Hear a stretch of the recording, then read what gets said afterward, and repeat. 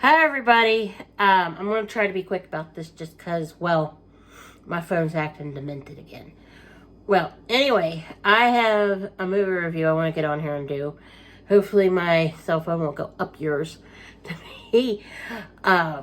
Anyway, I finished watching a movie yesterday morning around probably 10:30 in the morning because I had wicked insomnia the night before. But this movie was a made-for-TV movie back in May of 1994. It was released over 4 nights on May 8, 9, 10,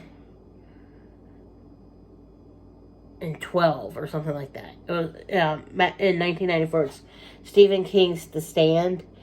I gotta tell you, I mean, I think that might have been part of the reason why I couldn't sleep the other night, last night. Because I'll tell you what, I mean, it made me think about, like, I mean, and you have to put perspective in it. Because this is the Gary Sinise, Molly Ringwald, Rob Lowe version. With Ossie Davis and Ruby Dee and Larison Galarmo and Jamie Sheridan in it, too.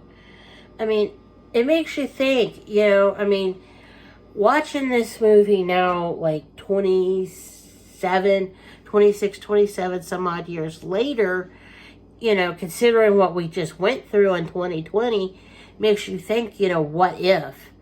What if, COVID had been that bad? What if? What would that look like? I mean, it makes you stop and think about that. It's like I struggled with that. I thought, I mean, there's nothing, like the super flu was apparently bad enough in The Stand to where it wiped out 99% of the world's population. I mean, and I'm like thinking,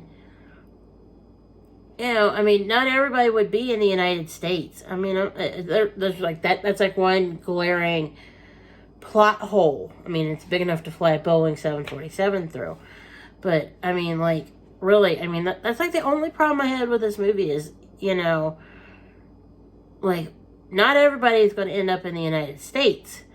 There's going to be folks all over the world. Like 1% of the population. I mean, unless the United States had the antibiotics or whatever for it.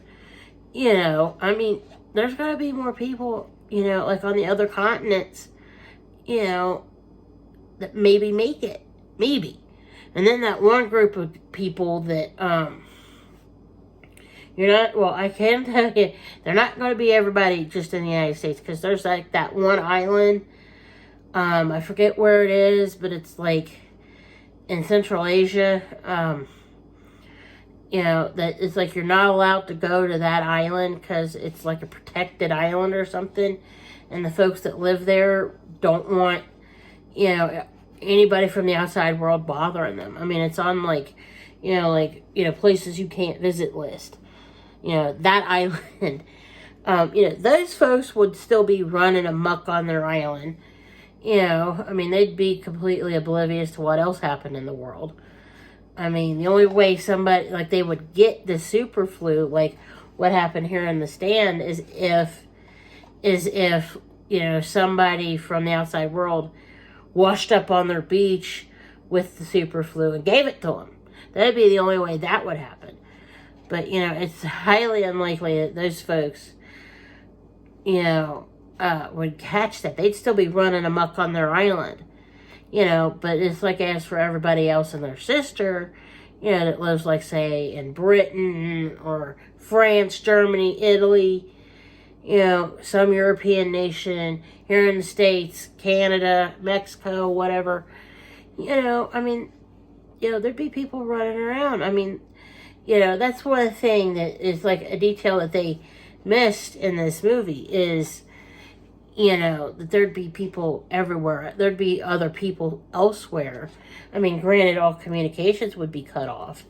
And, like the people here in the United States might not have communication with the folks, like, say, in Britain or France or Germany or Italy or Mexico or Canada or whatever.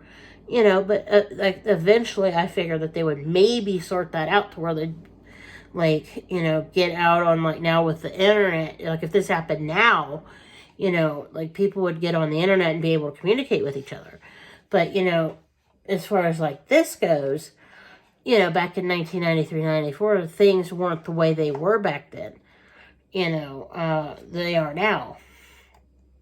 You know, so, I mean, you have to think, well, what would that look like if something like that happened back in, like, say, 1994? I mean, yeah, I can see it being a hot mess and whatever, and people running around going, oh my God, you know, it's freaking out. But, you know, I think eventually, like, they would start, you know, like, figuring out, okay, where's everybody else? You know, where is everybody else? Is there anybody else? More importantly, and can we meet up with them? You know, or like, you know, like, is there other people on other continents? You know, I mean, granted, there would be that one tribe that lives on that island still running around. I mean, they'd probably be like the last people to go. You know, I mean, the only way I suspect, like, those people on that one island, that tribe, that are, like, antisocial and don't want to meet people from, you know, like, the outside world, they'd be running around until the crack of doom, probably. You know, unless somebody washes up on their shore with the sickness and gives it to them. You know. But, I mean, other than that, I mean, that's, like, I mean, Stephen King writes some seriously creepy stuff, and, I mean, this is downright frightening to think, like, what if something more akin to this, what happens in this happens? I mean, this is, like I said, the 1994 version that got aired. And, I mean, it's just, I mean, it is downright frightening. And, like, if you see right here, there's, like, that's Randall Flagg. That's the guy from the Dark Tower and everything. He's like the bad guy, and Mother Abigail is like the leader of the good people. But anyway, I mean, like I was saying though, you know, I mean, surely people, like, you know, they would gravitate towards like a Randall Flagg character or like Mother Abigail, who was, you know, good. Well, my thing is like, you know, nowadays, you know, with technology being what it is, you know, people would be able to reach out and find others a lot easier. I mean, because, you know, back in the 1990s when this was made, stuff like what we've got now, like, you know, smartphones like I'm shooting this video on, or like laptops, or, you know, smaller computers weren't around back then, and the internet was still in its infancy.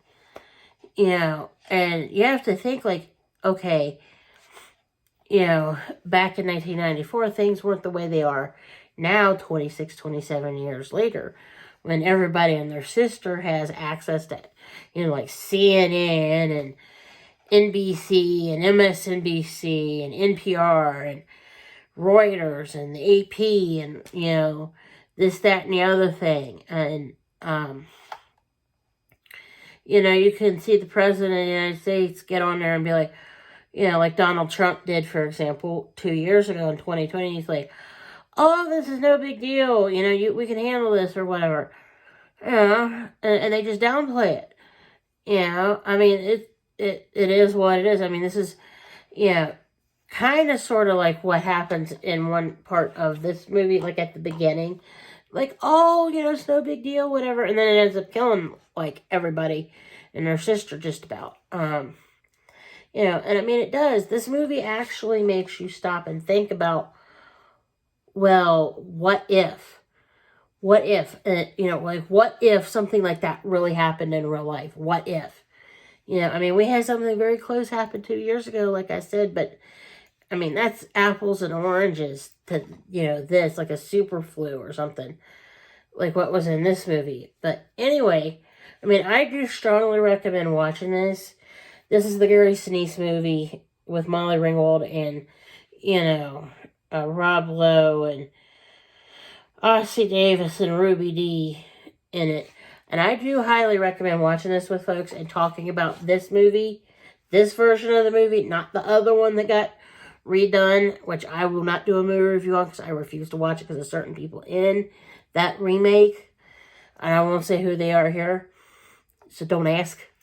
But anyway, you know, I recommend sitting down and watching this. I mean, you know, even in like an educational format, like a social studies class or something, like sit down and say, okay, well, what if? You know, put the questions to the kids, like, what if something like this happened today? You know, like, you know, super flu that wipes out everybody. What do you think should happen or would happen? You know, and I mean, in light of what happened in 2020 with COVID and stuff. You know, and see what the kids think. And, you know, I would even sit down with my family and watch it. Just because, I mean, seriously, this movie, I mean, it is scary as heck. You know, it's got both Stephen King himself and Kathy Bates in this movie. I mean, it's just a whole movie that makes you sit down and think, oh my God, what if?